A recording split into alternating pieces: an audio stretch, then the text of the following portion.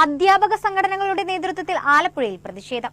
Division കുറഞ്ഞതിനെ തുടർന്ന് അധ്യാപകരെ പിരിച്ചുവിടാൻ ഉത്തരവിറക്കിയ വിദ്യാഭ്യാസ വകുപ്പിന്റെ നടപടിക്കെതിരെയാണ് പ്രതിഷേധം സംഘടിപ്പിച്ചത്. സ്കൂളുകളിൽ ഡിവിഷൻ കുറഞ്ഞതിനെ തുടർന്ന് PSC വഴി നിയമിതരായ 32 അധ്യാപകരെ പിരിച്ചുവിടാൻ ആലപ്പുഴ ഉപജില്ലാ വിദ്യാഭ്യാസ ഓഫീസിൽ നിന്ന് ഉത്തരവിറക്കിയതിനെതിരെയാണ് അധ്യാപക സംഘടനകൾ പ്രതിഷേധവുമായി രംഗത്തെത്തിയത്. CPMന്റെ അധ്യാപക സംഘടനയായ KSTA ആണ് ആദ്യം പ്രതിഷേധവുമായി എത്തിയത്.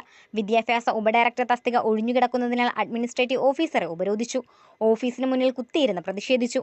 ഉത്തരവ് പിൻവലിക്കാമെന്ന് അധികൃതർ ഉറപ്പു നൽകിയതോടെയാണ് പ്രതിഷേധം അവസാനിപ്പിച്ചത്. ഈ ആലപ്പുഴ ജില്ലയിൽ PSC പരീക്ഷ എഴുതി കഷ്ടപ്പെട്ട് സർക്കാർ ജോലി നേടിയ 32 അധ്യാപകർക്ക് ഇന്നു മുതൽ സ്കൂളിൽ ജോലിയില്ല എന്നുള്ള വസ്തുതയാണ്. ഈ കേരളത്തിൽ എന്തൊക്കെയാണ് നടക്കുന്നത്? വീണ്ടും ഒരു വിസ്മയം സംഭവിച്ചിരിക്കുകയാണ്. പക്ഷെ ആ വിസ്മയം ആലപ്പുഴ ജില്ലയിലെ പാവപ്പെട്ട ഗവൺമെന്റ് സ്കൂളിലെ അധ്യാപകരുടെ മുന്നിലാണ് പൊട്ടിയത് എന്നാണ് മനസ്സിലാക്കാൻ കഴിയുന്നത്. 3 സ്പെഷ്യലിസ്റ്റ് അധ്യാപകരെയും 32 LPSTA ടീച്ചർമാരെയും ഈ സ്കൂളുകളിൽ നിന്ന് പിരിച്ചുവിട്ടിരിക്കുകയാണ്. എന്ത് തെറ്റാണ് അവർ ചെയ്തത്?